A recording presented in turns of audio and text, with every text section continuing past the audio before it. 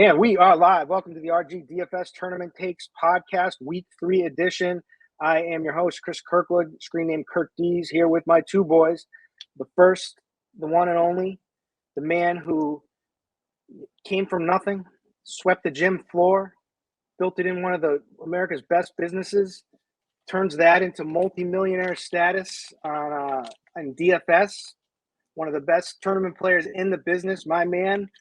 Glad that he no longer is teaching Zumba classes, but now is teaching DFS classes. But JSU Rab, welcome. What's going on? What's going on, everybody? I got my Run Pure hat today. You guys, check out Run Pure Sports over here. That's where I'm at. That's where you can find all my stuff. But had to get on. It's late night, almost Saturday morning, actually, or whatever you want to call it. It's almost midnight, so it's almost Saturday. But had to get on, talk some with the boys. Had to recap week 2, get into this week 3 slate, and hopefully pick some more winners. I mean, you should have introed Bobby first, though, because, I mean, the guy gave, definitely the best call of the show of the year so far with the Nick Chubb leverage play, which was like the biggest key in tournaments. And you don't even go to him first. I mean, Bob, I'm hurt for you. No, you know what it is? You are the longest running tenured co-host now that you're back. You started this, so I had to go there first, and then I had to then give Bobby the Nick Chubb opening right after. So you kind of just messed it all up. But the guy had a Chubb for Chubb, and you didn't go to him first. I mean, you know what it is. But then again, I think it's poor hosting. No. Listen, he's a short shamer. We already went through this. I can't let a short shamer go first. But anyway, this is Bobby Gomes, DFS. Former Millie Maker winner, has had a massive season in DFS and PGA and baseball, but football has always been his specialty. So he put us all on Nick Chubb last week, and I won a couple Rainmaker tournaments. So I'm back on the Rainmakers. I don't have to tilt that. I was, it's all gravy from here, basically, is what's going on with Rainmakers for me. But welcome, Bobby. What's going on? Nothing. Glad to be here. Just wiped my son's ass for the last 10 minutes or prior to this, so we're back. You can't say ass. Is that bad to say? Sorry. No, I'm shaking my head thinking this is exactly what I'm going through. I was thinking like it's horrendous. Yeah, it's pretty insane. Had a blowout prior to us hopping on, so now we're here. And a blowout for all those people who aren't fathers is basically when he blows out of his diaper. Just everywhere. Mud everywhere. I mean, this is just a tough scene for Bobby Gomes and Kirk D's right now. Just absolutely. Oh, you poor fellas, you guys. You got to deal with the kid, all right? Listen, I don't want to hear you complaining, okay? It was your choice to have a kid. That's that. Move on. Let's pick some winners. We'll be there pretty soon around this show because it kind of rubs off on everyone. We'll see. We'll see about that. The workbench time's flowing right now, but we'll see. We'll see when it happens. JSU, you came on here showing the RPS gear. When are me and Kirkwood gonna get a hat or something like that? Like that, huh? You don't have a hat? You don't have a hat? Oh, I've got a whole closet full of sweaties, sweatpants. I got everything. I have a shirt. Dude, I'm not gonna lie too. These hats are sweet. Like at first, when we made them, I was like, I don't know. But when I got it, I was like, no, these are dope. Like this design is dope. Look at that. I love it. I'll get you a hat, Bobby. I can't believe you don't have a hat. I'll get you one. Big T has like a closet of like hats, so we'll get you one. You just got to ask Amber. Oh, yeah, that's a better idea. Yeah, ask Amber. Anyways, let's not waste too much time. We are late this evening trying to put this all together, match all of our schedules. But we're week 3. So first of all, how'd you guys do last week? Good. Outside, I did well in the Millie. Got like 1,000 back, which was pretty good. And then I had a shot at a Q seat, and Jerry Judy got hurt. So that wasn't great, but outside of that, pretty good. Yeah, I did okay. Can't complain. Obviously, had some guys that bust, but everyone had a few guys that bust. I was heavy on Amon-Ra St. Brown. I was pretty much all in him. So that really helped my week. I had a ton of Carson Wentz and Jared Goff. I didn't have the nut game stack that some people had with the lone Miami Baltimore game, but I had a bunch of guys that went off. I had a ton of Curtis Samuel. So I had some good plays. So I was up there, but I wasn't at the top of the leaderboards because you needed that Miami Baltimore game with Amon-Ra to kind of get you over the top.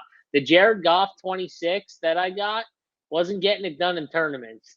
The Carson Wentz 31 even, or 32, whatever it was, wasn't getting it done in tournaments. You needed the Tua, Lamar, with the Tyreek and run back stacks that were getting there. So, it was fine. It was a fine week, but nothing crazy over here. Well, your King Rainmaker made it rain. Took down 2 Rainmaker contests here. The core, which is the biggest one that there is with, the smallest value of cards. And so I got 5K there, then 10K for the rare one, both the same lineup. And I couldn't believe that I was the only one with those lineups. All it was Lamar with just a single stack, Lamar with Andrews, and then it was Waddle and Tyreek. And then I had to use a running back spot, and it was Chubb because, you could have said Chubb or Mixon or Saquon were probably the best non-superstar cards there that you could put in. But I figured I just loved Chubb in the spot. It was the Jets. I would roster Head Chopper if he was out there running for against the Jets. So Nick Chubb made my team. But anyways, that only made me slightly profitable for the week because I did the most fancy play syndrome I've ever done, I think, on Yahoo. And like Yahoo was like a Lamar week, definitely. He was like the best play. And I got so stuck on Deebo Samuel. And I said that on the show. So it was like, I forgot who, Devontae, Deebo, and then Marquise Brown. Because of Deebo's price, I had to try to save somewhere. And I decided that going from Lamar to Daniel Jones was the way to do that. And I played Saquon, so I just crushed it was just so dumb. And like, what? I just wanted to tweet out like I played Daniel Jones over Lamar. Ask me anything, like one of those weeks. But we're back for week 3. We've got 13 games, 3 games of at least 50-point totals. We got the Bills in Miami. It's going to be popular. We just saw the Bills just absolutely light it up in their last one with the Josh Allen to Steph Diggs connection, and we just saw Tua and the Miami 2 stars. Really, that's all you need. That's the entire offense is pretty much Tyreek Hill and Waddle. So I imagine that's going to be pretty popular, but that's coming in with a 53-point total. We got the Lions at the Vikings. The Lions defense has been horrendous, but their offense has been putting up points. So their games have been shootouts. Should continue again in the Dome. In Minnesota, as long as Kirk Cousins isn't on prime time, and he's not. So that should work out with a 52.5-point total. We've got the game. I don't think this game's getting a lot of love, but we'll talk about it. Is the Chiefs at the Colts, the 50.5-point total? That feels like the people aren't really talking about it, at least in my perception so far, getting ready for everything. But that's right there. Then we've got 3 games that are like just a little bit below in the 40s, high 40s, and that's Rams at Arizona. 48.5-point total. We got Eagles minus 6.5 points at Washington, 47.5-point total. And then we got the Raiders minus 2 points at Tennessee, 45.5-point total. And then we just have a bunch of other games. It's basically the way I'm looking at it. First thing, big slate overview for you guys. What stands out to you so far, JSU? Yeah, well, first of all, I did want to tell a story since you shipped all that Rainmaker stuff this past weekend. So, we obviously had to do the show a little later. That may have been a little bit of my fault, a little bit of Bobby Gomes' fault because he likes to do these shows late night. But I'm getting back from dinner. I text the boys. I say, hey, I'm running about 15 minutes late.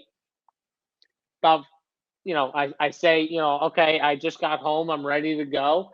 Kirkwood decides to send me back a message or us a message telling me how it's my fault that he ripped 4 different packs because I wasn't ready for the show on time, Bobby. So even though he shipped like 20K in Rainmakers this past weekend, it was my fault that he wanted to buy more packs of cards. That's my fault because I was a little bit late.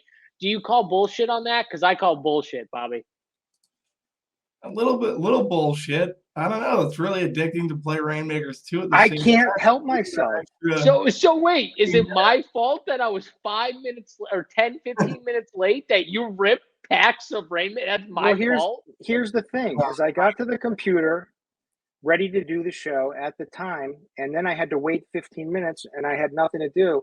So if we had started on, if we had started on time, I would have never ripped You the packs. wouldn't have ripped the packs during the show or No. after the show when we were Nope. done?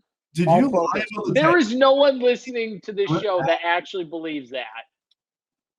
Did you lie about the technical difficulties to rip packs? No, I didn't. That I believe that actually too. I think that's in play. No, the packs are too, the packs are too quick. I can do 100 in that time. We did Bobby, have I technical think you're on what to it was something. is that the Spike Week banner was all over the show. So and I couldn't figure out how to get it off, so I had to play around with some stuff. But anyways, Yeah, Bobby, that's a stretch. I believe your take a little bit more. He had technical difficulties. Technical difficulties. Yep. Ripping packs. All right, Kirkwood, get back to getting us on track here. All right, we've wasted 11 minutes, so let's continue on. So the first thing I do this week is I always look at the. You were supposed to know what you were supposed to do is give me what stood out to you from a quick overview. I know, but I was gonna let you go with it, so I'll just throw it out there. What stands out to me, just looking at this week, is we got 13 games on this slate, and a lot of the teams on this main slate. We got pretty much all the stud wideouts. Like, if you just look at the teams that we have on the slate, we're not missing many, just like of the best wide receivers in football. So there are a lot of top studs that we're going to talk about at wide receiver that, honestly, on different slates, should be like 30% owned or 25% owned. And only one or two of them might get that high because there's so many of them that they're all going to take ownership away from each other. And obviously, because Steph Diggs just went absolutely bonkers on Monday night or whatever it was, like, he's going to be very popular on this slate. Cooper Kupp is just, I don't know. Does he ever have bad games? Like, the last time he had a bad game was like, I don't know, 12 weeks ago, like 12 like actual football weeks ago, or 15, whatever it was, 15 games ago. He is so freaking consistent.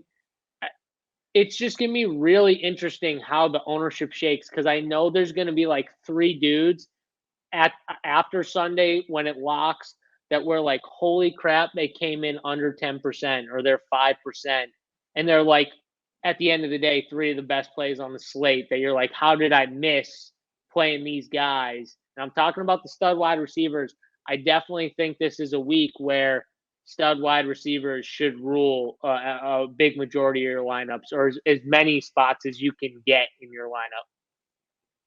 Yep, I agree. We've got all the quarterback. We've got like the big four in quarterbacks, right? Josh Allen, Jalen Hurts, Lamar, Patrick Mahomes. Then we're waiting on Justin Herbert. Looks like he's probably not going to play, I think. But Joe Burrow. We've got a lot of quarterbacks. We've got a lot of the wide receivers, and running back doesn't look very good. At least, no one really wants, based on the way that CMC and Jonathan Taylor have performed so far. You're not really itching to spend $9K on Jonathan Taylor or $8,800 on Carolina. But what stands out to you, Bobby?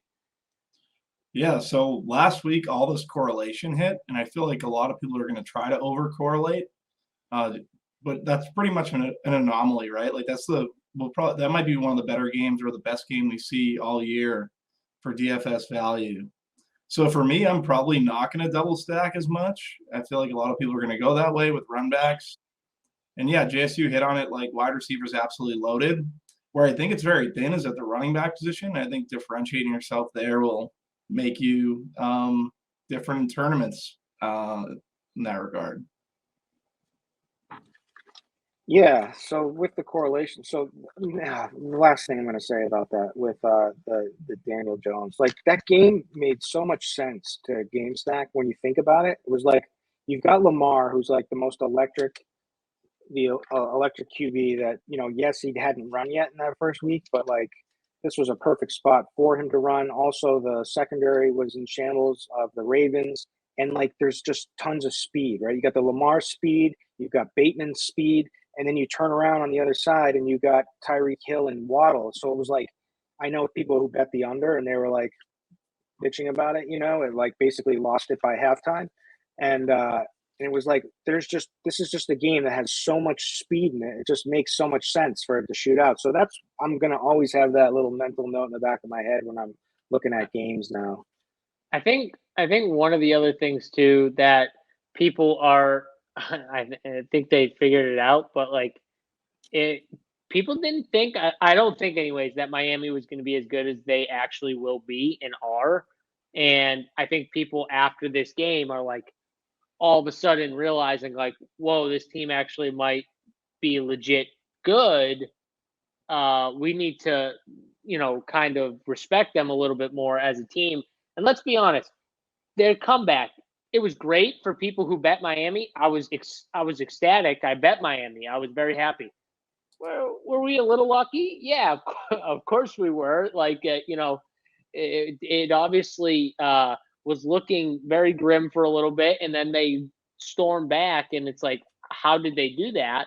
But at the same time, it's like this team is going to be in those type of games where they're going to find ways to win football games. And I think it's going to be honestly like a San Francisco type where it's like the team just finds ways to win. Jimmy G finds ways to win in San Francisco. I think Tua is going to be that type of quarterback with McDaniels, the coach, where they're just going to put their guys in the right spots. And I listen to that coach more and more talk, and the more I'm convinced, like, he just understands and gets it, and he is going to put every single player in the right position for them to be, the most optimal spot to be successful. And I think that's what you're seeing with Tua, the offense. And I think it's only going to get better as everyone learns the system. It's new to a lot of these guys, and the defense, not that great. So what does that tell us? Like, if the defense is not going to be great, the offense is going to be able to move the football. We're going to get in games where they could get down and then have to come back, and it's going to bring these shootout games. So I think they're going to be a team that no one thought coming into the year they would be like a shootout type team, and they might end up being in spots like that just because their defense might not be that great and their offense might end up being really, really good.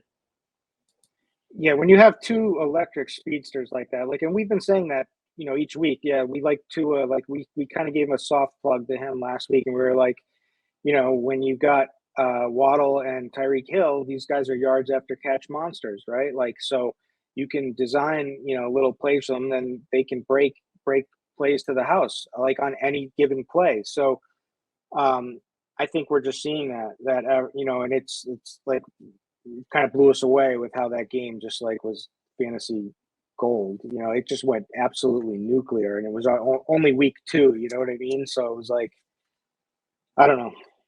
But the question is, does everyone go back to that game? Is it just like the automatic plug-in? I think people are going right back to it. I think people. Well, I mean, it's definitely it's the Bills, and it's in Miami, right? So people will think it's got the highest total, and yes, and it's like this is like the most over-owned spot you could probably ever get, right? Like, Diggs and Josh Allen just went absolutely nuclear, and Miami went absolutely nuclear. So yeah, I think everyone's going to be playing. The question is, will we be playing it? But we'll get into that. But let's try to get this thing moving. So when I look at the blitz most plays, I always compare that with the ETR Thorman snaps and pace, and the KC at Indy Derek Hardy has as the highest plays amount.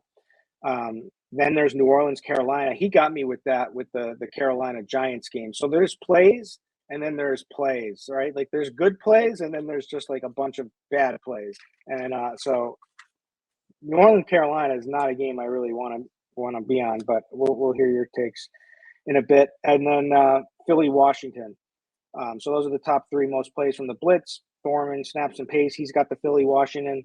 He's got the Detroit Vikings game, and then he thinks that the Rams Arizona game can break out here. But all right, any let's just do this like we always do: running back and QB, then wide receiver to tight end, and we'll throw some stacks for the people. So let's start off over at running backs. It's going to be interesting this week because running back, as we've all been alluding to already, it doesn't feel like the pay up at running back slate. So maybe, in hindsight, it will be the pay up at running back slate. But looks like the chalk is going to be David Montgomery, who I have always touted on this show. And I'm like his biggest fan, always have been. I think he's good. I always think he's good. He's just had he's had bad coaches. He's had bad offensive lines. He's had bad quarterbacks, and the guy still produces. He was awesome against Green Bay, but everyone's slandering him on all the competition shows. They're all saying, "Oh God, David Montgomery chalk. Oh, it's such a fish play." There'll be people tweeting it out, as he breaks the slate. What a fish play that was! People run so good. But anyway, so there's that. Then there's there's Leonard Fournette. He kind of is the same mold. A lot of people have been down on him forever, but it's all about just, opportunities with him. And, that Tampa Bay offense is looking pretty grim. They just, and Julio's going to be out again. Godwin, they've already ruled out. Julio, I think, will be out, but we don't know for a fact. But they're very thin at receiver, so Fournette just makes a lot of sense. Joe Mixon has just been a monster from a touch standpoint, but hasn't been very efficient. His line has been bad, but now he gets the holy grail of matchups against the Jets. He's not too expensive. He's a little expensive. He's 7,600, but he's done all right. He hasn't found the end zone yet. But this is a perfect spot for him to do that.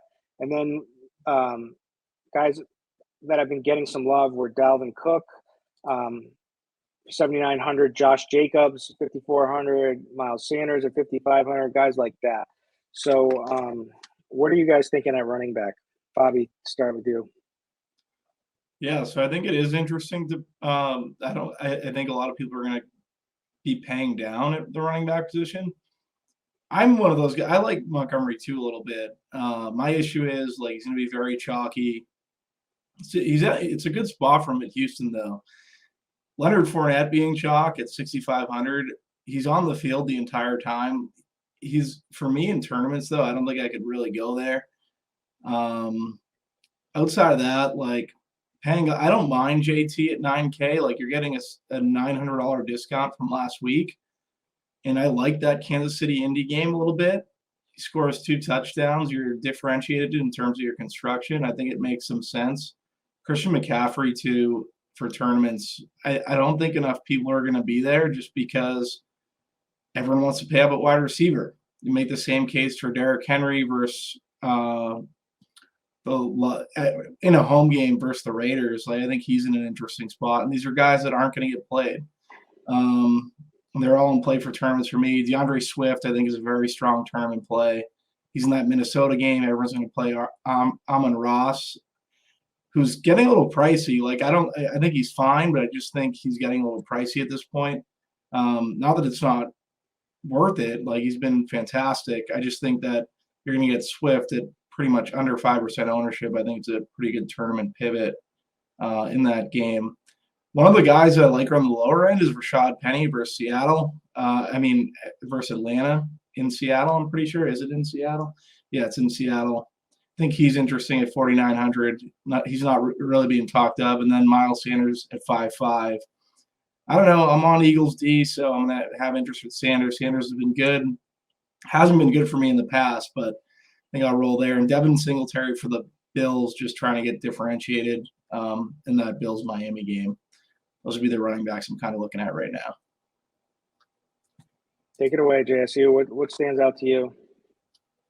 Yeah, so one, I think that David Montgomery, he's going to be really interesting because by the end of the week, is he the guy that everyone's like, oh, he's the chalk, oh, you got to fade the chalk. And then at the end of the week, instead of him being 30% owned, he's 20 or he's 18 or 16. he might end up being that play. I don't know. I don't think that's going to happen to Lenny because, like Bobby said, the dude never comes out. like he's always in there. The game script doesn't matter to Lenny, right? They could be 10 points down, 10 points up, right? That's no effect. He's going to get work in the passing and the run game. They have no one else really. I mean, they're probably pushing Julio to play, and he's probably not fully healthy. They're probably pushing. I think Perryman was questionable. I'm sure they're pushing him to play. He's probably not fully healthy. Like all these guys are kind of nicked up, and they're out their main dudes like Evans and Godwin. So I just think people aren't going to fade him. Like he's going to be probably 25, 30%. David Montgomery could be the one that falls through the cracks. I really like too that I thought the offensive line for the Bears against the Packers. Did anyone watch that game? Because the offensive line looked good to me against the Packers. I mean, they were moving them dudes back. Yeah, David Montgomery was good too, but that offensive line played decent, especially in the run game.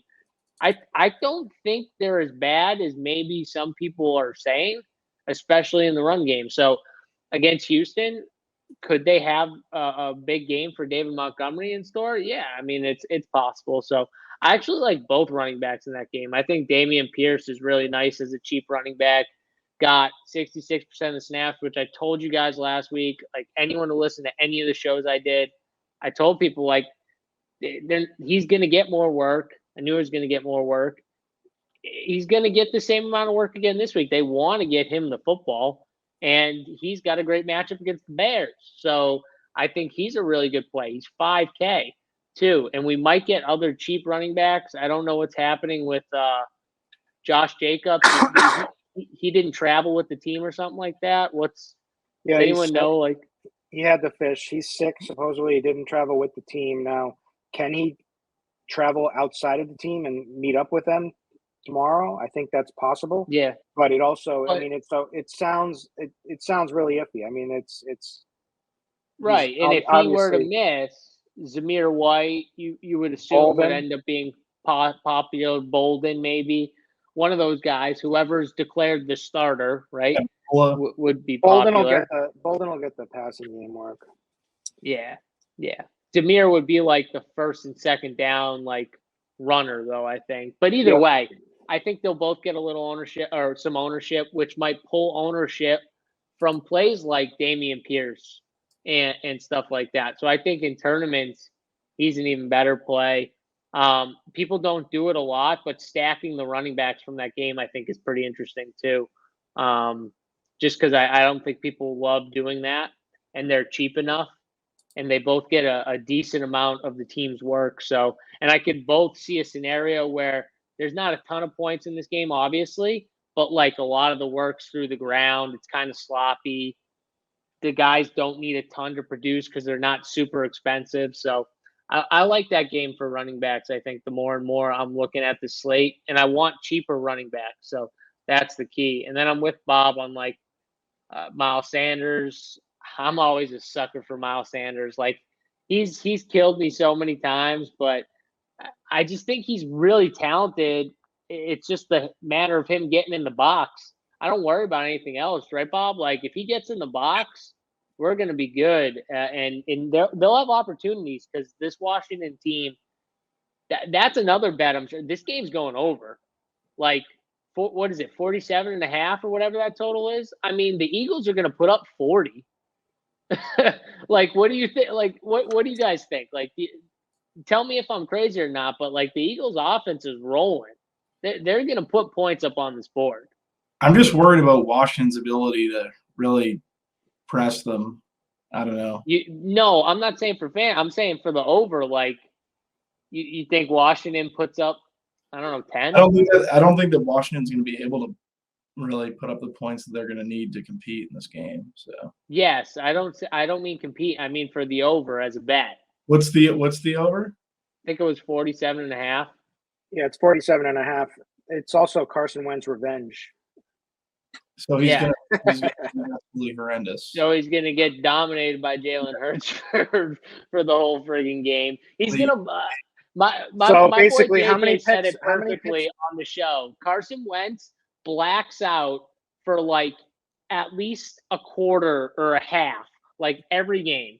Like that first half, he was awful. Like literally, I'm now convinced that he does actually black out for like a quarter or a half because he's just terrible. And then all of a sudden they come out in the second half and he just looks like a completely different dude. It's insane. I don't know if the urgency kind of gets to him, if they just give him something to get him like riled up. I don't know what they do in that locker room, but he was ready to go in that second half, and it was like the reverse of week one. He came out firing in week one in the beginning of the game, and then the second half the offense looked not as good, looked pretty bad. So Carson Wentz is one of those hit or miss guys. But Bob, the way I look at it, I only need Carson Wentz to be like in it for a quarter. Give me a quarter of like good Carson or decent Carson Wentz. Put a few points up on that board and let the Eagles offense just do the rest. But again, I like Miles Sanders for DFS. I mean, I think Michael Carter's good at 5,200. I think he's got upside in the passing game. I also think the way Cincinnati plays, where they don't blitz as much, they rush 4 and 5 a lot. I think short dump offs where they're not allowing the deep plays and they're kind of forcing the underneath stuff. It makes sense for like running backs, tight ends. So I think Michael Carter could get a bunch of dump offs. We have already seen him get a bunch the first 2 weeks. So wouldn't shock me if he caught 7-8 balls. And at 5,200, if he's getting 7-8 targets at 5,200, right? Would that be something you might be interested in? Like, yes. So we'll take that. Yeah, I mean, I'm definitely going to be spending down at running back. That's for sure. And I think Cordell Patterson's another really good leverage play. If you want to leverage play off the chalk, Lenny Fournette and David Montgomery, like right in that price range, he's going to be like 4% owned probably. No one's going to play him, and he's got a really good matchup against Seattle. Like, give me anyone against Seattle almost all year. Like any like decent fantasy producer against Seattle all year, I'll take my chances. That team's going to be garbage. It's crazy that I looked at. So basically, there are 10 running backs that have played at least 70% of their offensive snaps. Number 1 is Christian McCaffrey. Number 2 is Lenny Fournette. As you guys said, he's going to be on the field all the whole time. Number 3 is Saquon. Number 4 is David Montgomery so far with 80%. And we also have seen so far is that this Bears offense is not passing. They do not trust Justin Fields whatsoever to sling the ball. I mean, it's just crazy that they weren't passing. And Montgomery's looked good. He's had a night. He's second in target share for running backs. Now, granted, that's there hasn't been a lot of targets in general with Justin Fields, but just the fact that they're willing to throw it, to make him a part of the passing game is a good sign. Houston is the worst Pro Football Focus graded run defense. They're 25th in DVOA so far to start. So like he's 5,900. I'm playing Montgomery. I don't care. I hope everyone says, "Oh, he's bad chalk. Oh, it feels so bad playing this Montgomery chalk." Like I'm eating this chalk. I just wouldn't play him and Lenny together. Yeah. Like, I think that's really bad in tournaments. Like, if you're playing the large field stuff, like, pick one. I wouldn't play them both in tournaments. Bobby, would you? You're pretty good about the ownership stuff. Definitely not. Definitely. Yeah, you'd play one, right? If you had to. Yeah, most one of all the chalk, I think, is a good rule to set on the slate. I mean, Lenny's stuff looks pretty good too, though. Like 87% of the snaps versus New Orleans. It's not about looking. There's still ways where these guys don't get there, or like I know, but I outproduce them. You know what I mean? Where it's like they can still have like 15, but not be the winner because Patterson gets 20, or you know what I mean? Like someone in their range. So it's like, yeah, I'm just saying. Like I think in tournaments, you could have shares of both without playing them both on the same team. Unless you're just stacking up like the Jets and the Bengals, and you're gonna play like a crazy stack, so you want like the 2 chalk pieces. Like I think if you're doing something crazy like that, where you got a bunch of kind of like if you played Miami-Baltimore of last week, ownership-wise, where you had a bunch of really low-owned plays, a low-owned game stack. Okay, I guess I could see it in tournaments, but like in general, I would play one max probably. I mean, Kirkwood, you would play both though. No, it all depends on the lineup construction. I mean, the thing is, I look at the matchup and it's pretty damn good. And like I said, he's got a huge snap share.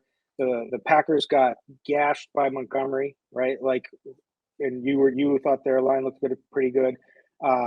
The I really did. They got a good push. I was actually very surprised that they kind of handled the Packers that way. Green Bay 30th DVOA versus the run so far. They've allowed the highest explosive run rate. So, like, Fournette looks pretty damn good to me. So I get it. It's not the sexiest. It's not like Saquon was last week. And, man, that was a bust. But I don't know. It's just the pricing. So I have to make some decisions. The ones I'm more interested in hearing your thoughts on, like Joe Mixon. I mean, talk about a good spot. It's the Jets and his usage insane, right? Like, he's averaged 28 touches and 114 total yards so far in these two games. He has not hit pay dirt, right? But against the Jets, you would think he'll find the end zone.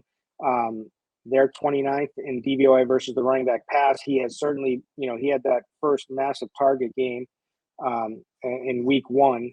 And then the other one is Dalvin Cook is kind of, I know he's like getting love and people are talking about him is because he's like, the matchup is great, right? Like, this game environment is great, and it's kind of like a way to not play Justin Jefferson and the passing game. And this could be a Cook game. He hasn't looked really explosive or good yet, but certainly, he's in play. I mean, this guy's been crushing for years. I'm not willing to write him off just yet, and he does have coach speak on his side. They O'Connell said he's got to do a better, like, literally said, I have to do a better job of getting Dalvin Cook in a rhythm. And once we get him going, he'll be elite. And so, this could be that game. So I'm interested to hear your guys' thoughts on those two. They're going to be somewhat chalky, but not to the level as Montgomery or Fournette. Yeah, I mean, I think that Joe Mixon's probably the preferred play if I had to pick one of them.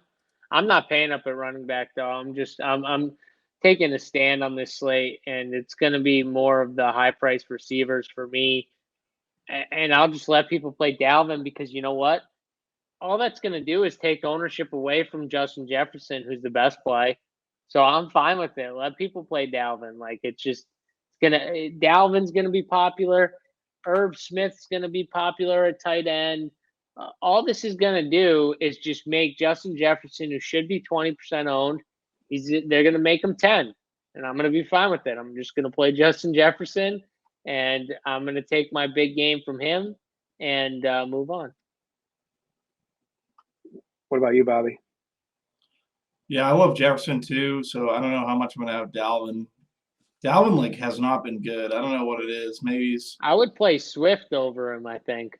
Swift, I think, is a great tournament play. And like, if I were to pay up for any running back, I think it would be Swift. I'm not even like if I had to pick someone, he's $7K, right? 7,200, somewhere in that range. Yeah, he's got the ceiling too. And honestly, I think I would, if I had to pick one, it would be him in the 7+K range. Anyone ahead of him, I'd play him over all those. I think Swift's a really good tournament play. Again, I probably won't play him because I'm not going to spend up at running back, but if I did, it would probably be him. Mixon on the Mixon side of it, like I really do like Mixon. I kind of like that game overall. I like Bengals D. I like the pass catchers. I like the run back options in some sense. Like if you're just maxing one jet on the back, like I don't hate Garrett Wilson. So yeah, I could see myself paying for Mixon or playing some Mixon. It's the same thing though with Mixon, Bob. He's just gonna make Jamar Chase like 5% owned or 10%, whatever he is. Like it's gonna be a great tournament play. More, yeah. Chase would be the priority. Yeah, but that's my point. Is like these guys are just pulling ownership off of in my opinion, the better plays. So I'm like I love it. That's one of the reasons why I don't want to pay up for these running backs. Is like they're going to be more popular, and they're actually also pulling ownership from guys that should be just as popular as they are because they're in a position where it's not as condensed, there's not as much, there's more people to pick from at the top and wide receiver. It's going to be more spread out, where at running back, it's a little more concentrated in all these spots, right? The mid-range guys, Montgomery, Lenny Fournette, the top guys, Dalvin Cook, Joe Mixon are the main two top guys. Like every single range is kind of it's kind of a tight position where there's not as many to pick from looking at ownership anyways. Whereas wide receiver, you look at it and it's not that way. You got like one or two guys maybe at the top for the studs, and then the rest of them are, in my opinion, lower than they should be. And on any other slate, they would be up at the top with those guys. Justin Jefferson against the Detroit Lions should be the most popular wide receiver on the board, and he's not. Detroit Lions play a ton of man. They've gotten burned all year. Their secondary, they can do whatever they want. They can put a safety over the top. It's not going to matter. Justin Jefferson is so good. He's going to tear that secondary up. Again, on any other slate, he's the number one guy. The interesting thing, too, with Mixon, it's like everyone automatically defaults to like, oh, it's the Jets. Mixon's going to have a run-heavy game script and go off. But, like, the Jets are 32nd in DVOA versus the pass. Burrow certainly hasn't had his big game yet with Jamar Chase or T. Higgins. Like, this could definitely be the week where the Burrow double stack, with Higgins and Chase just go absolutely nuclear, especially if the Jets put up points in this one. And, the Bengals have not been great on D either. So, that could be the way to play the game. But I don't think any of those guys are going to be too popular. My question from here lower down, do you have any interest in like Miles Sanders? I think we both talked about him. Did I miss that? I must have missed it. Yeah, no Penny love. I could play Penny. My problem is that I think teams are just stacking the box like crazy against them. I looked at some of the numbers yesterday, and it was like on his attempts, he's facing a stacked box at least 38% of 38% of his runs were against stacked boxes. Like, that's just telling me teams are almost like pretty much when he's in the backfield, almost like selling out. Also, Pete Carroll, that's all he wants to do is run the football. But like, when Penny's back there, they want to run it, right? Like, they use Homer as a pass catcher or a passing down guy. I think they used Kenneth Walker. They didn't use him as much, actually, as I thought they were going to. But I think they'll use him kind of in both roles. But I'm okay with it because he's so cheap that, like, what does he got to get there? Ken Walker and Homer.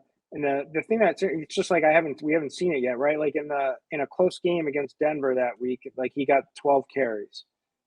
I did think he looked good though against Denver. I thought he looked pretty good. He just didn't get he didn't have like get in the end zone, or he only ended with like 8 or whatever he did. But I don't know. 4,900 for a running back is someone who could get like 50-60% of the work. That's not bad on this slate. So I'll put him in the pool, Bobby. Yeah, I think he's in a good spot. All right. Any other guys stand out? Kamara's back. Most likely. I gotta see it. All right. You guys don't want to pay up at running back to differentiate a little bit? No. I think you can just differentiate with some of these stud receivers, Bob. Yeah. Didn't you just tell us you like the Cincy game, especially the passing game? No, I liked Cincy, yeah, but what I'm saying is, like, no one's going to play Taylor. No one's going to play McCaffrey. For a good reason. No, I know. Just the game script's going to go. Jonathan Taylor.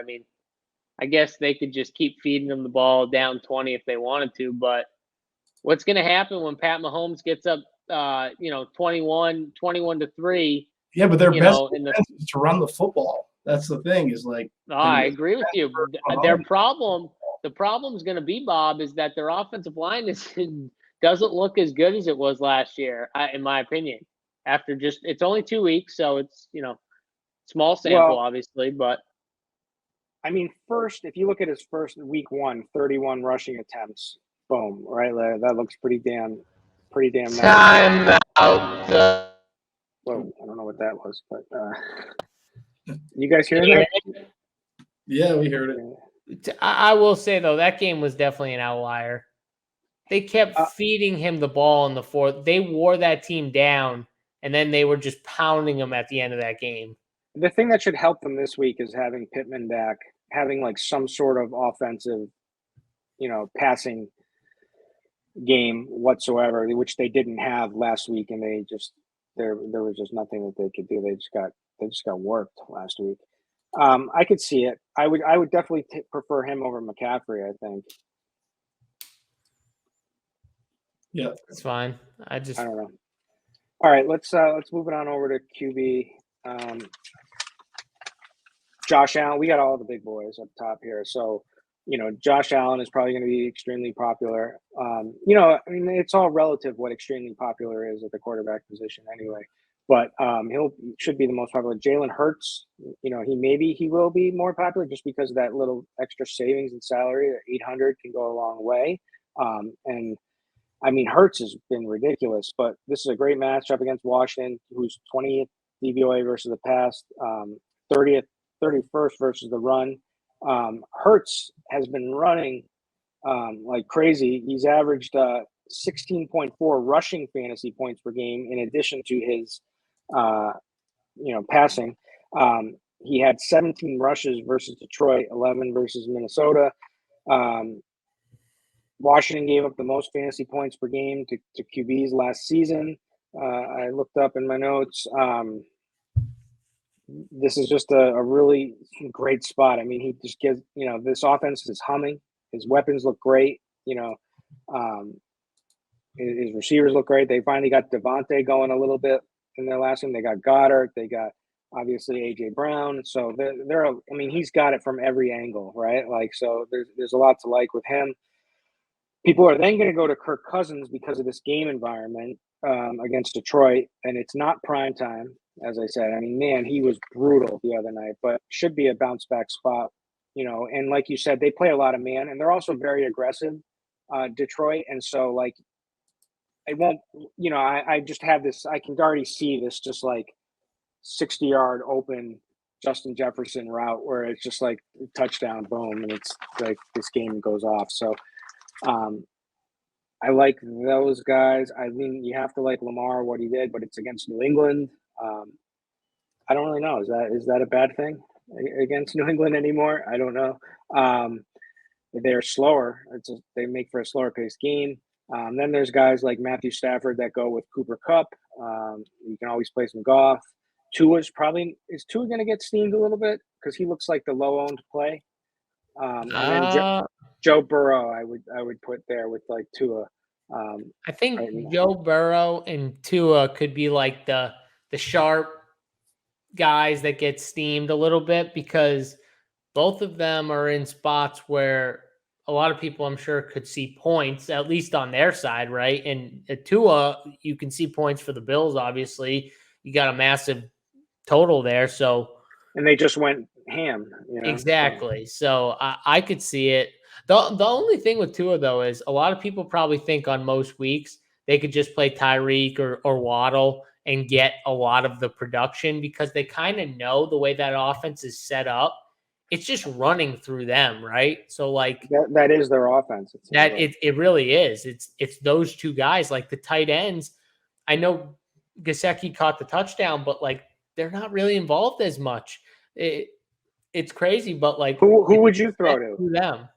Who would you throw to? No, I'm just saying they're not involved as much as I even thought, like at all. Like it's really just about them. I'm not saying I wouldn't.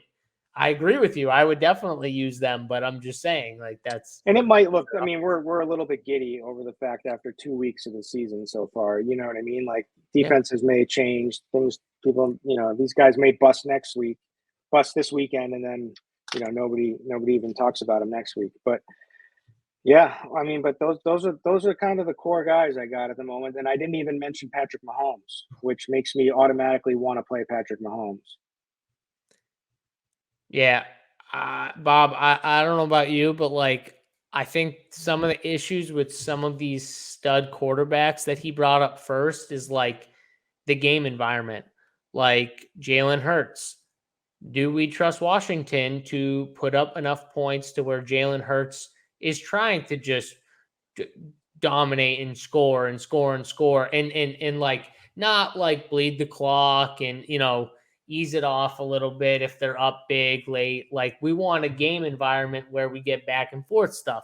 It's the same thing with like Lamar. Everyone just saw this massive performance from Lamar, but the reason why Lamar is going to be low owned at the end of the day is because they're going against New England. And New England is it going to be like the Jets where Lamar kind of was like blah in the first quarter, first half really, and then kind of came out, got the lead, and then he just kind of coasted, right? He didn't really run that much. Everyone was like, what's going on? Why didn't he run? I mean, maybe he didn't run because he was playing the Jets. That honestly, like that's probably what it was. Yeah. Why am I even thinking of running? And maybe against New England, he might think similar, like, hey, if I don't have to run and we can still like get up on this team and then just kind of coast it out, why am I going to put my body through that or, try and run too much? So I think those are the issues with some of those guys. Cause like, you can't tell me that Jalen Hurts isn't the best or second best quarterback play on the slate, just overall, the way he's been playing. He is. The Washington defense is terrible. They're going to give up points. Like, if you're not playing Jalen Hurts, play a running back, play one of his pass catchers. Like, someone on this team is going to score some points. Like, a few people probably. They're going to get points on that board. So if I were to pick someone who doesn't have the best, like, opponent on the other side, it would definitely be Hurts over anyone else. After that, I mean, it's just like you got Josh Allen, Pat Mahomes, Joe Burrow. I think all these guys are really good plays. Pat Mahomes, though, definitely seems like the ownership, leverage, kind of like sharper, pivot off the chalk game. You pivot off the chalk quarterback and Josh Allen, play Pat Mahomes. And Colts have been awful. Without Shaq Leonard on defense, they've been really bad defensively, playing against who they played so far. They played Davis Mills, who, I mean, he didn't go crazy, but I think he had like 240 and 2. And obviously they should have lost that game. They got very lucky to even tie against Houston, which I still can't believe. I don't even understand how that ended in a tie. And then they played Jacksonville last week, and Trevor Lawrence, who looked really bad in week 1, in my opinion, looked pretty good in week 2 against the Colts. So I don't know. I think this Colts team might be for a rude awakening with the Chiefs here, and the Chiefs might just kind of easily march up and down the field and score on them. So if they're not, efficient offensively, they might get train wrecked, and pretty quickly too. Like I would not be shocked if this game is 21-3 at halftime and it ended, 40-10. Like I really think that could be an outcome. That's very possible. I really like the Chiefs side too. I bet the Chiefs. I know it's the square side, but I think the sharps are all on the Colts. Like all the sharps are talking, oh, the Colts are the side. I don't know what they're watching to put their money on the Colts here in this spot. Like I don't know what it is. I guess just hope and prayer that this is like a trappy line. I don't see it. Any thoughts, Bobby? Yeah, so at QB, for me, Jalen Hurts, he was someone that I'm trying to figure out. I don't think I'm going to play him just because of I don't know, the game environment. I don't think it's going to be the greatest. So we can start there. Josh Allen and Tua. I think a lot of people are going to play Allen with Diggs. I wouldn't play Allen with Diggs. I'd play him with Gabe, Singletary, or Dawson Knox. Tua, I wouldn't double stack. Like everyone's going to chase the double stacks with Waddle and Tyreek. if I did double stack him, I'd probably double stack him with Edmonds. Mahomes is going to be very low owned. I like Mahomes. I just don't know who to pick out of his wide receiver core. Juju, Kelsey. I think Kelsey's ceiling at that price is kind of tough to really stomach on the slate, though. And the other thing is I'm waiting for like teams just to say, make Kelsey beat us pretty much, right? Which is, I think, something Frank Reich could probably take into consideration this week. He's a pretty sharp coach. Kirk Cousins, I think he's in play. Busted on an island game, typical Cousins, and now he's in a dome at home. Don't mind him at 6,700. You're likely double stacking him, I would say, like unless Jefferson catches 2, which is definitely in play also. I'd still be double stacking him. Burrow, just this Burrow Chase game is going to come, and I'm pot committed at this point, so I like him.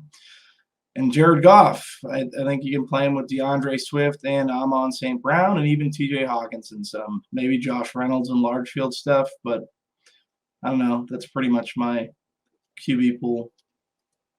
2 things. So you're not worried about with Edmonds about the Mostert usage? So yeah, I saw that. Edmonds' snap count kind of went down.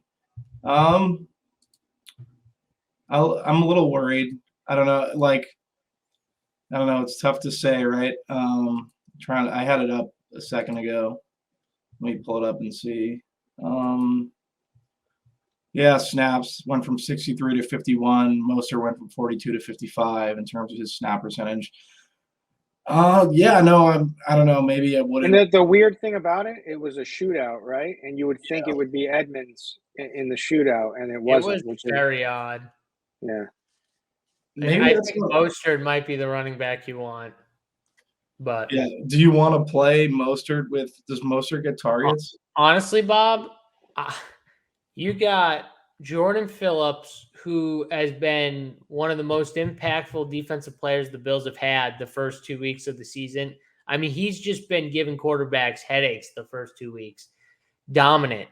He's out. You got Ed Oliver, who's still out. You got Dane Jackson, the cornerback. You got Micah Hyde, who's out. You got a bunch of these defensive guys. They don't have White.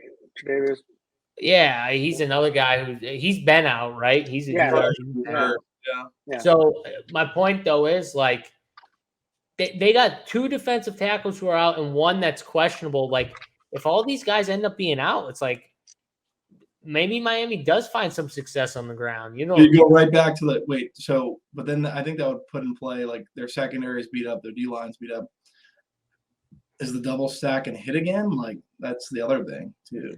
When there's no if the safeties are both out, I think you got bad safety play against those type of receivers, like Tyreek Hills that can get by, like that's trouble. That's all I'll say. But the one thing the Bills do, I think they do really well because they can rush with 4, is they zone up and they really try and keep the big plays from happening. They really try and keep things short and underneath. But I honestly think McDaniels can take advantage of that the way his offense runs. I think they can find holes in the zones with all these defensive players out. So I think they can thrive. They might not let those big plays go, Bob, because they might play really conservative. But Miami going into it, if they know that there's that many defensive players out and they think that Buffalo might be a little more cautious about the over-the-top stuff, that's going to lead to a lot more easy catches, short and in space for them to go to work. So I think it's really interesting the way the Miami coaches could game plan this game, where I think maybe 2 pass catchers might have the volume to get there if they're just both racking up receptions. You know what I'm saying? Because they're getting it all underneath type work.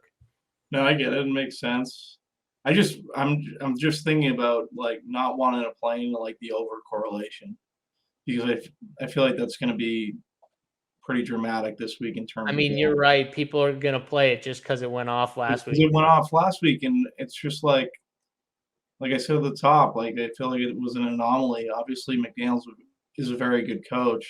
I just wonder how it's going to translate week in, week out. Like here's the question I have for you. So so the game went absolutely nuclear last game, right? So there's no guarantee that happens again. But if that does happen again, who else could it be? I mean, you got who else? I'm not trusting anyone outside those 2 wide receivers, the quarterback, and one running back. Pick one. I'll probably be closer, but like pick one. That's who I'm Buffalo. I don't think people are making much noise about how Buffalo is so thin now. Like Mika Hyatt out, Jordan Poyer probably out. Was it Jackson, the other guy who got banged up? He's the one who got the neck. Yeah, the neck. He's going to be back, but they'll probably hold him out again, don't you think? I don't think he's going to be back. No way. I don't think so either. You see that head snap back? I know. That was rough, man. That they showed it a couple times, and I was like, "Oh, stop showing that!" Like the dude literally just got his neck snapped. Like your neck is not supposed to do that. Like I might be overreacting, but I would take the Fins plus 5.5 here. You would take who? Miami. Oh, I would too. That line was 5 earlier today. Yesterday it was 6 when I went and placed my bets. I bet them. I bet them with the points. I bet them to win. I really like the Dolphins. Did you drive to New Hampshire, or do you got a? I did. I did. I drove to New Hampshire. I put my which spot do you go to? I went to the DraftKings Sportsbook down there in Nashua. You went into New Hampshire and didn't hit any of us up. Do you have to drive in? You have to drive into the city, right? Kind of. No, I drive right to the border. I drive right down 495. Okay.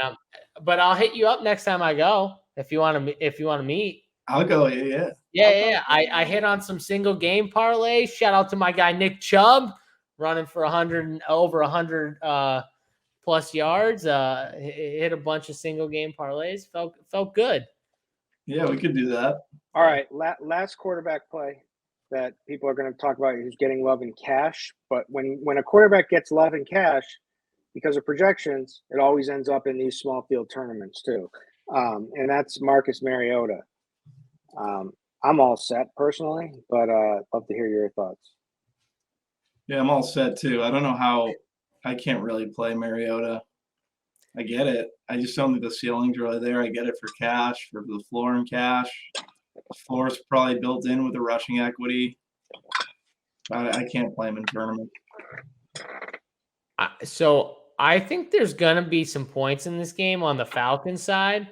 I just don't trust the Seattle side, but I don't think I can play Mariota. I think I might just play like Drake, a Cordell Patterson, a Drake London, just someone, because I do think there's going to be points on that side specifically, because I just think Seattle is a straight dumpster fire. So, and we didn't even mention Kyler Murray.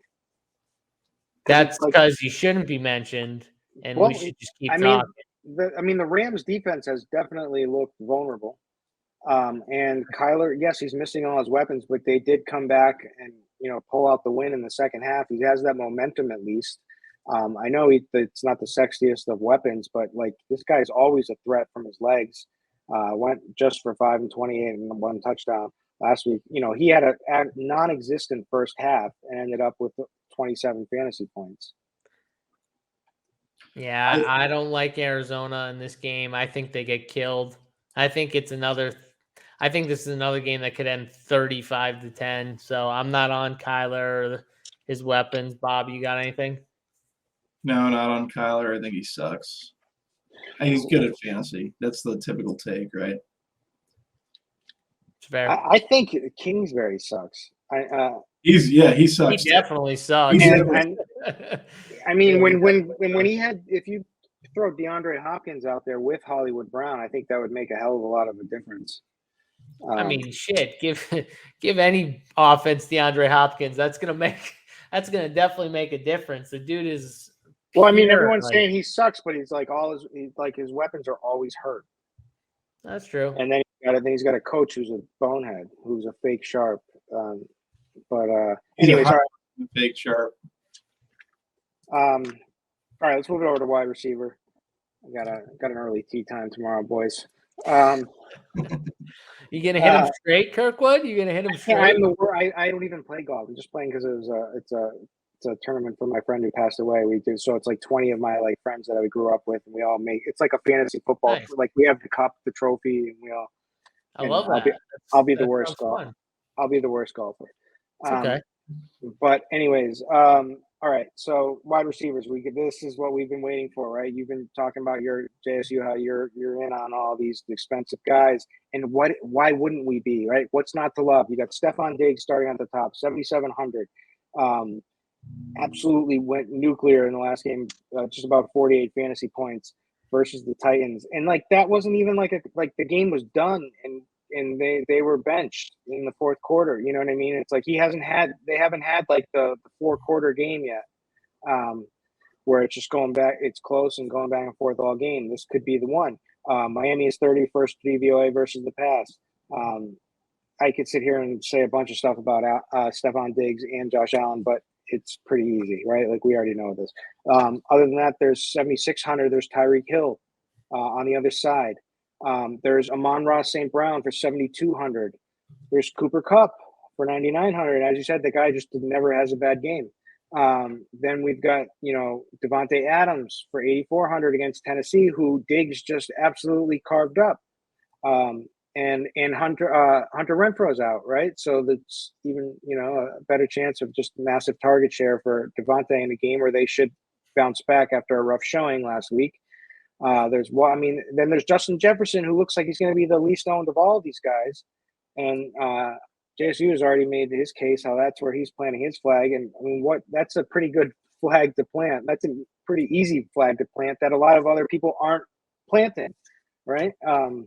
So yeah, Pittman's back for 6,900 in that game against the Kansas City. So man, AJ Brown, Christian Kirk, there's just so many freaking plays here. So Bobby, start me off. Who are your favorites? Well, you guys hit it, Jefferson. I think Jefferson's a great play, great in tournaments too. I like that game. I like the pace in that game. He's going to be someone I'm going to have a strong allocation to in my script. The other one would be Chase. Hit on Chase. Hit why. We all know why Chase was good. They haven't had that breakout yet. I think it's going to come. And JSU hit on how he's great leverage off of Mixon. Or you can play them both together. I think they're good plays. Tyreek, Waddle, like we know, we hit on this Bills secondary, very banged up. So it's going to be interesting to see like how people play them. Right now, I'm trying to figure that out. Amon-Ra St. Brown, I think a lot of people are going to go back there. My issue with St. Brown is like these 5K guys at the wide receiver position are very. I feel like they have pretty good like highest 99 percentile outcomes. So I don't mind to like I don't know how much St. Brown I'm going to have if I can just play Swift at like 5% ownership and then take a shot at some of these 5K guys. T. Higgins, he's in a good spot if you're doing the Burrow Devils. 5K guys I'm interested in. We talked about London. I like Allen Robinson. Juju's in play. Garrett Wilson was fantastic last week. Those are pretty much the guys that are standing out. Brandon Cooks is down to 5,800. That's too cheap. AJ Brown, AJ Brown's up at 7,300. I skipped over AJ. The thing for me about it with AJ is I don't know if Washington can kind of bring it back. I think he's a good play, but I feel like you need Washington to put up points, and I don't know if that's going to be the case. And Diggs, I can't play Diggs. Diggs is going to be over 30% ownership. There's so much opportunity cost of the wide receiver position. I don't think he's 30% to be optimal, so not going to be on him. JSU? Yeah, so I'm not going to go into just all these stud wide receivers that are obviously in good spots. We kind of know. I think the two best plays just from an ownership standpoint at the top are Jefferson and Chase, the way things are shaking up, where even T. Higgins is probably going to end up being a little more owned than Chase just because of price and everything like that. So I think you got some really good leverage, like Bobby said, and, on the running back and receiver side for Chase. And then obviously Jefferson's he's too friggin' good. The other guy that I think is really, really good in tournaments, and I'm with Bobby, I'm not chasing the Stephon Diggs game, and I like that game. I have no issues with Josh Allen. I'm not going to chase that game, though. been playing DFS for long enough to know where, guys go off and this happens. Like, you can't be afraid. These guys can go off like that at any point. All these stud guys at the top, they all have that type of like upside like that. So don't be afraid to fade 30% chalk when you literally have 10 other guys that are going to be half the ownership or lower that can literally give you the same outcome. And I think the best play overall for leverage is Gabe Davis. Is no one going to play Gabe Davis? Gabe Davis is 6,300. He's going up against Miami, and Miami has struggled defensively a little bit, obviously, against Baltimore last week when everyone was killing Lamar the week before for how he looked. And then Lamar threw it on him. He ran it on him. He put it on him. They put a lot of points on the board. Well, we all love Buffalo. Buffalo's the darling offensive team that everyone loves them. They're going to score. They're going to put points up. And I think Gabe Davis is going to have a big game. They asked him, I forget who it was, but someone asked him like if he was optimistic on playing or something like that. And he was just like 100%. So to me, he's healthy. Like, he's going to be fine. I personally think they saw the Titans. He was a little banged up. They were like, hey, listen, it's Monday. We got a quick swing around to Sunday. Chill out here, Gabe. You take it easy. Give it some rest. We got Miami who's coming in Miami. That's going to be a tough divisional game. Take it easy. I think he's fine. I think he's going to go back to playing his normal role, because if he plays and he does, I don't think they'd put him in a spot where he's not fully healthy going out there. So if he's in, I think he's fully in. And I think he's great leverage. Another just great leverage playoff, Stephon Diggs, low ownership. And when he catches 2 touchdowns and Stephon Diggs has, 6 for 80, and that's it, and no touchdowns, you are going to be so ahead of the field if you played Gabe Davis. So I love him in tournaments. He's like one of my favorite guys. Then after that, I got no issues. We talked about London a little bit. I'm not going to chase the Garrett Wilson game. No, thank you. I think he's legit. I think he's very legit. I get what you're saying. He's not legit. I'm saying I'm not chasing the 33-point game. You guys can take. I'm telling you, right? Cincinnati's going to keep everything underneath. Michael Carter's going to have like literally 8 catches in that game. That's your bring back? I like Michael Carter. Yeah. And dude, is this ownership for real with Jamar? I'm seeing like 3 to 4%. I mean, it has to be Kirkwood. There's too many guys up there. Is Cooper Kupp going to be not owned? Then you got to play. You got to play Jamar. That's what I'm saying. Like T. Higgins is going to be popular. Like that. All that Joe Mixon, T. Higgins, all that's doing when Joe Burrow is going to be 4%. Think about this. All that's doing is just keeping Jamar Chase's ownership at like literally nothing, because people don't want to double stack if they're not playing the quarterback on pretty much every team. And so the reality Joe Burrow's 5. Go. The Bengals should be able to play this any way they want to. Yeah. Whether, and we don't know what that is. It could be Mixon, but it could be. Joe Burrow could throw for 350 in this game, and no one would blink it. They'd be like, "Oh, we played the Jets." Like literally, that's how crazy it is. Like first play, you get a 60-yard bomb to Jamar Chase for a touchdown, and you're like, and everyone's looking like, how much Jamar do I have? Oh. That's my point, though. It's like, why are you playing 30% on Diggs when you have all these other guys that have similar like ceiling performances, and you can play them for less ownership? Just never makes sense to me. And then I think like you can play some that kid from Tennessee, Treylon. I'm pretty sure the Phillips kid's going to be out, and he's someone who they've used. I think Treylon Burks in tournaments is interesting. He looked awesome, and he looks like their only true weapon. He looked really good. Yeah, I think 4,900 is just too cheap for someone like him. Full disclosure. I've got a bunch of Rainmaker exposure. Oh god, that might be it. We're playing him. Rainmakers are what's hitting. Well, actually, wait. Kirkwood's been on you know what? Kirkwood, at the end of the show, you got to do a segment like your Rainmaker team or something like that. You got because your Rainmaker team has been going off. We might need to just plug it into our DFS lineups as our our starting unit. If I knew how to share screen here, I'd rip a pack on air right now. Bobby, I knew he was ripping packs during the show. He's a liar. Before and during. Yep. We didn't hit on. You hit on Treylon Burks. All right, it says I'm sharing. We didn't hit on Devontae. Like Devontae, you're taking Renfro out versus that Tennessee secondary. It isn't the greatest. Could be a nice mini stack. Yeah, like if you're playing Treylon, you mean? Yeah, if you're playing Treylon or just Devontae in general, I think it's just a good play. Yeah, you could play him. I'm fine with Devontae. I mean, he's always in play. The dude's another stud. Are we ripping a pack here? Ripping a pack, boys. What is going on right now? For the show. Hold on. Wow, We'll do a 99. DK's gonna love this show. Your share screen and ripping packs on this show. All right, this is the tournament takes week 3 pack rip. We play the guy we pull. Yeah, who are we pulling here? Let's see. If it's Gabe Davis, I'll take my shirt off. Oh, baby. All right. Here we go. Just a rare. We didn't get the elite. We'll go quick through these. Miko Hardman, Quez Watkins. Melvin Gordon. Oof.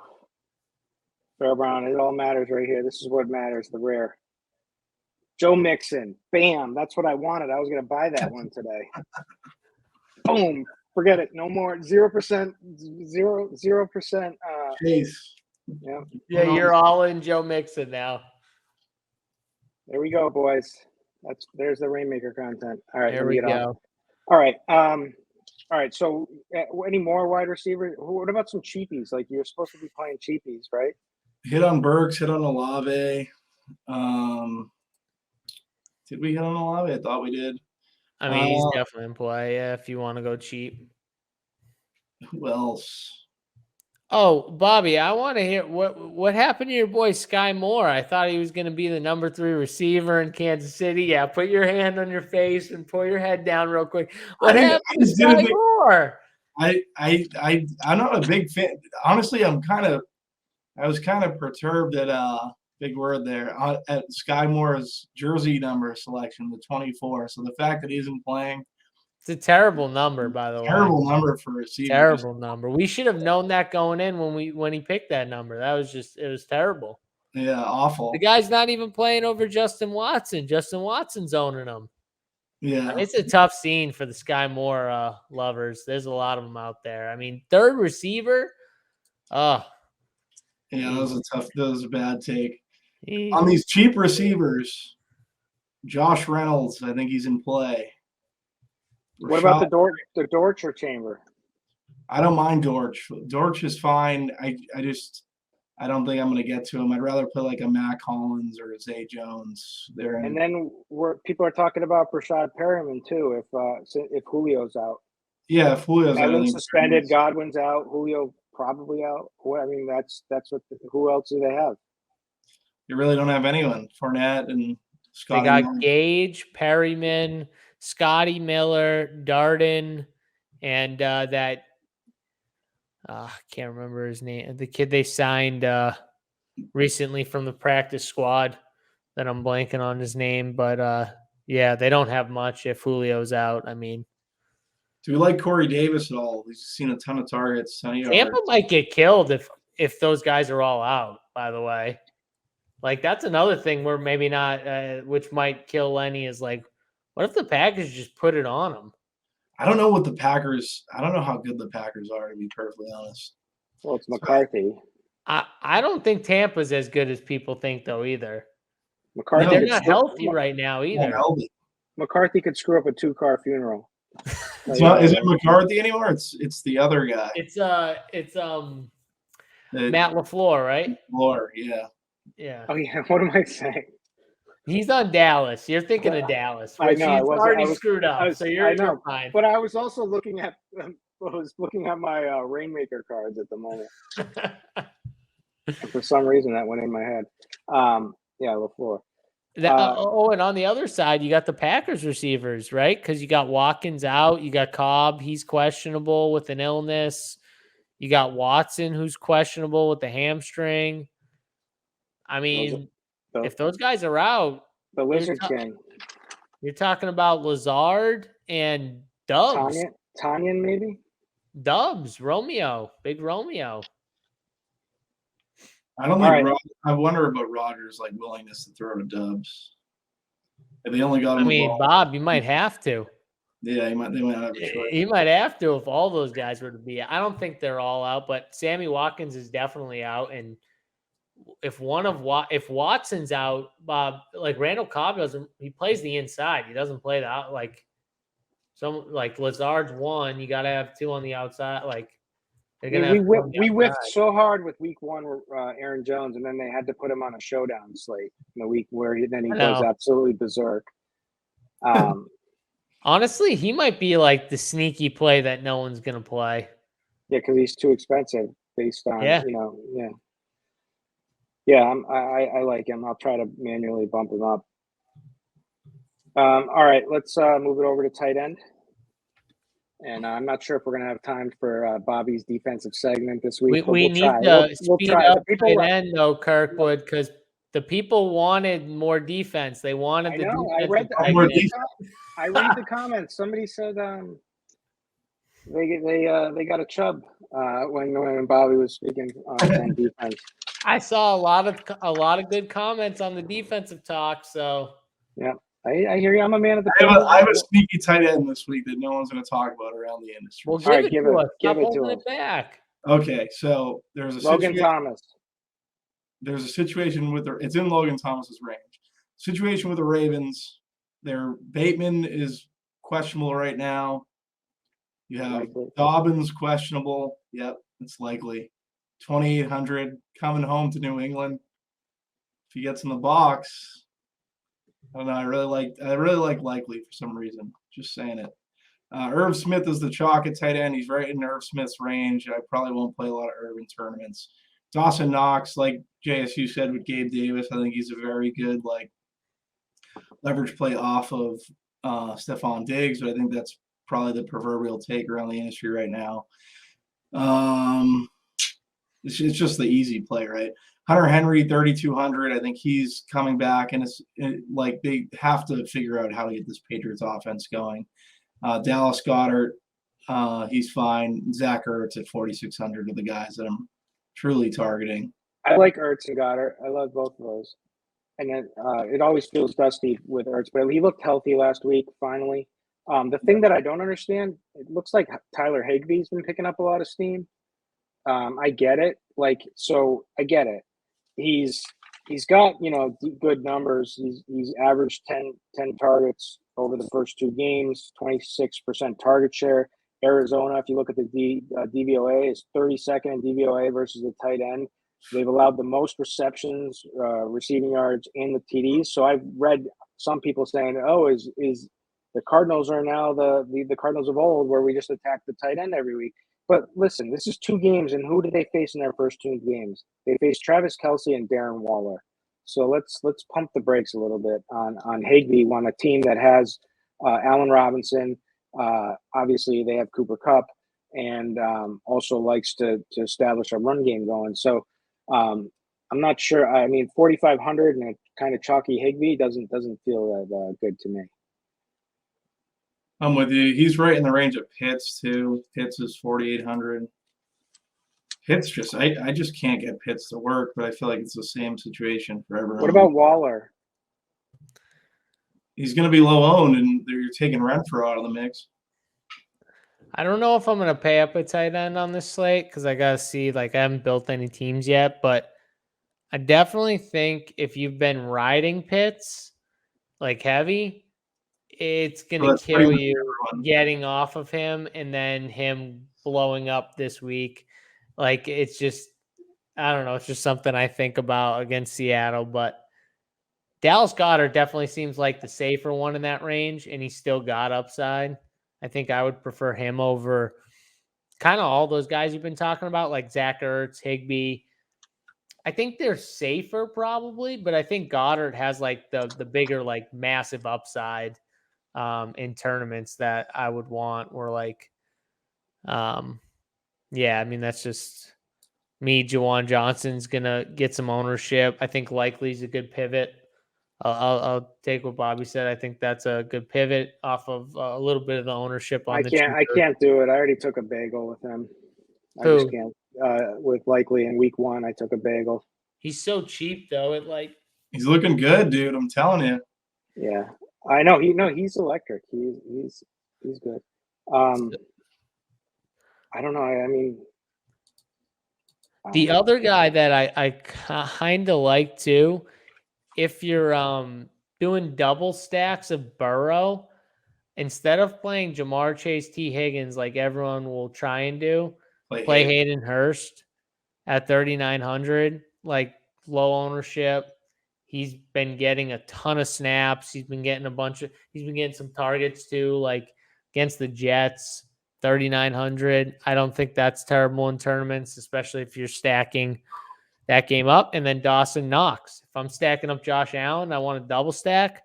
I like the Knox Gabe builds. Give me all the touchdowns. Give me all the tutties with Josh Allen. Yeah, tight end is. So no one's going to play Kelsey because he's so expensive. Nobody was going to play him. And then Mark Andrews again. It's really tough to play Mahomes. It's very tough to play Mahomes, Kelsey stacks. And if you do, I think you just naturally are going to want 2 cheap receivers because they're all cheap.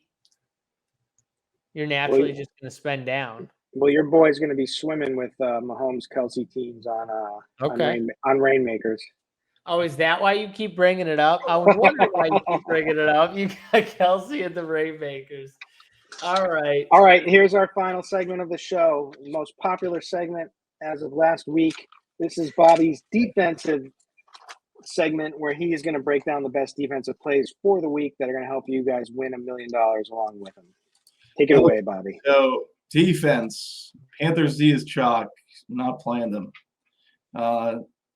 Pivots I like around them. I don't have many this week. I really like the Eagles at 2,900. I'll say that. The Eagles are in a good spot. I think they correlate well with Miles Sanders. I don't mind the Eagles. There was a couple others I had, but I don't know what I must have unchecked stuff. Now looking at it, I'm kind of confused. Okay, so outside of the Panthers, I think you can make a case for – actually, never mind. I'm just going to go with the Eagles this week. That's my take. Eagles D for all of them. All right, so we're going to get this set up for you next week, but listen, you can't be confused when we go to you with the segment of the day at the end of the show. I don't know what I did, but I had like a bunch of them checked off. And now I'm like, I don't know where I am. Like I see the only one I have like bumped now is the Eagles. And I'm like, why is that? Well, I like the Eagles, so at least we're on board there. But we'll get you set up for next week because you can't. The people like the defensive segment, so we got to enhance. I don't know why we don't like D-takes. D-takes are better. I know it's everyone like, I don't know if you think about it last week, right? Indy became chalky, like Doolin and all those guys, like their pieces became chalky. But why aren't people playing Jacksonville? I ended up with a good bit of Jacksonville. Just for that reason, like I think in leverageable situations you can use defense and it's good GTO occasionally. Play it against chalk, I guess, or shaky chalk. The Jets supposedly have a defensive line, offensive line mismatch. Yeah, the Jets were one of the teams. I forget which other ones I had. Probably the Saints. Yeah, the Saints, the Raiders. Fading Montgomery, maybe the Texans. I don't know. You can make a case for the Falcons versus the Seahawks, I guess. I like my favorite's the Eagles by far. All right, well, that was a disappointing defensive segment, but we will be better next week, okay, for all you listeners out there. So, we got to do our favorite stack for a large field single entry tournament. You got one that comes to mind, JSU? Favorite stack for large field tournaments.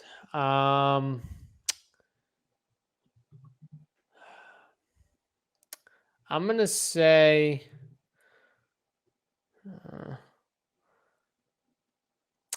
I'm going to say that my favorite stack would probably be the Josh Allen, Gabe Davis, Dawson Knox stack, fading the 30% owned wide receiver on the top stack, and then you bring it back with one of your or two Miami guys of the three that we talked about. There's a full game stack, game that's going to be popular, but you're going to get low owned pieces around your stack. That would probably be my favorite stack. I do think, though, the Falcons are the interesting team of the week. If I ever could get on board with Seattle scoring points, I would think the Falcons would have two pieces on the winner, because I think like one or two of those guys probably have big games, whether it's London, Pitts, Mariota, Cordero. Like someone's going to have a big game against that Seahawks team. What you got, Bobby? Yeah, so JSU basically stole mine. I'm going to go Burrow, Chase. Oh, you just stole mine. There you go. Yeah, Burrow, Chase. I mean, we just sat here and talked about Chase for 4% ownership, so it seems like you just said you weren't going to be on him because you had the Joe Mixon card. That is true. That was a material change. A material change when I ripped the Mixon pack. But that might end up being the segment of that. Let's get guys. We need the comments. Let's hear the comments. Did you like this? The new segment, the RM segment? Kirkwood's ripping. I hope they could see it. I think I did it right. I hope they could see it. I can see it. In the comments, he's saying he likes the Rainmaker segment. I think some people will like it. All right, I'll throw one more out. I mean, so I would have said the Bengals one. So I mean, why not just? Man, if no one's going to play Kyler, I'm going to play Kyler. Cup, you can do it with Cup. You can give him a cheap option, but really what you care about is the legs. But maybe you go with Dortch, or if you can fit Hollywood, you do Hollywood, or you just do Ertz. But I mean, if no one's going to play that game, then I'm certainly going to want to play some. And I don't care if people think he sucks.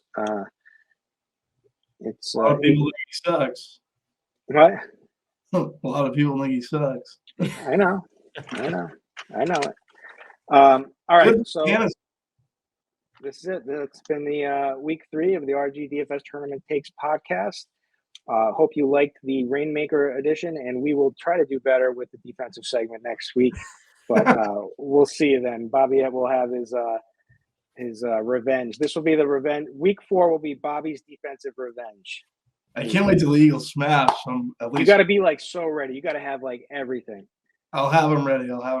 Like defensive line matchups and all that. All right. Rob, they were my top defense too, so I like that you said them. I'm on board with the Eagles. Let's ride. Eagles. All right, we'll catch you next week. Thanks.